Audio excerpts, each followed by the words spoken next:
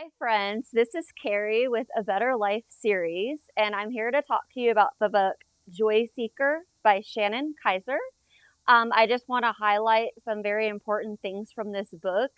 It's all about finding joy and how you can incorporate joy in your life. So, the first quote that I want to start out with, this is a great quote. I wish I had the courage to live a true life to myself, not like the life others expected of me. So I feel like this is really important because it's a question that you want to ask yourself. Are you living the life that you want to live, or are you living the life that someone expects you to live? So this chapter is all about being true to yourself. Here's a checklist that I want to share. Here are 7 ways to connect to your true self. The first way is to let go of expectations. Go with the way things are going, so go with the flow. Plan less so you can live more. What are you over planning right now? Choose passion and purpose.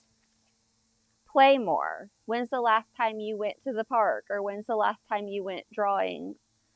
Come together. A sense of belonging to a community improves our motivation, mental state, and health. Practice self-love, and this is really important. Are you doing what you love, or are you just doing something to go along with others? So I really want to talk about being true to yourself, and the best example I can think of is the movie Troop Beverly Hills with Shelley Long.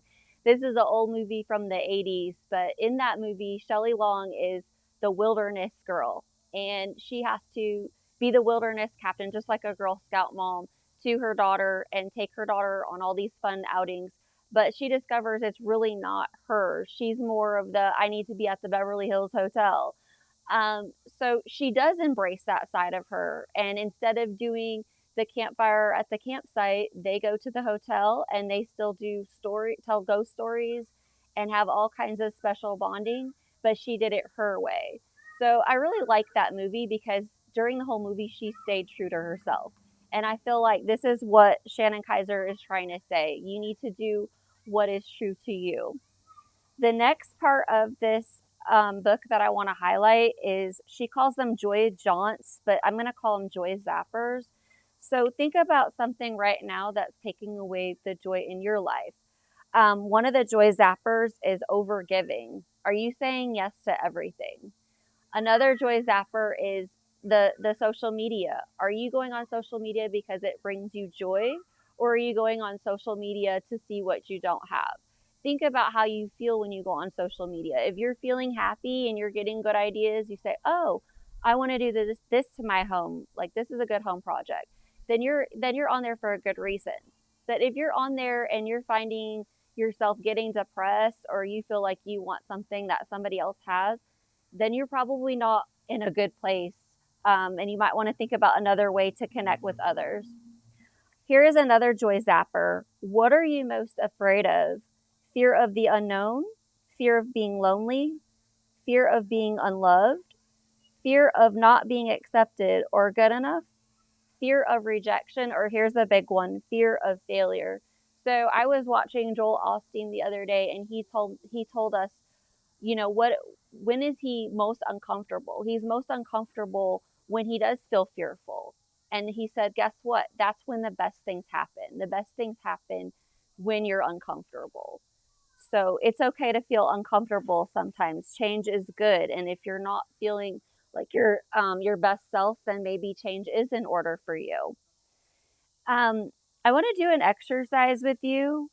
It's kind of going to help you discover what brings you joy, but I also want you to figure out what you don't have that you feel like you need to give you joy. So the author says the magic begins when the unfolding begins. So I want you to take your piece of paper that you have. This is going to, and you're going to unfold it. This is where the magic begins. You're going to do what is a joy vision board, and you're going to draw things that give you joy, but then you're also going to make sure you have something that you don't draw something that you don't already have, because that is what we're going to be working for. I'm going to tell you how you can get that into your life. Go ahead and draw joy. What does it look like, feel like, sound like? You may begin. Okay, so we're done sharing our joy boards, and I hope that you guys came up with some great ideas.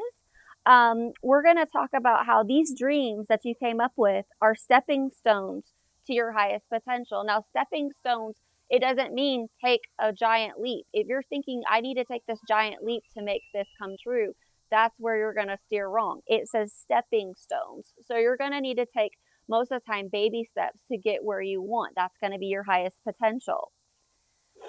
Some people believe holding on and hanging on are signs of great strength. However, there are times when it takes more strength to know when to let go than to do it. That is what she's trying to say is trust the journey. Okay, so now I'm going to leave you to start your journey. I hope that you took away something from this. And my name's Carrie. Make it a great day.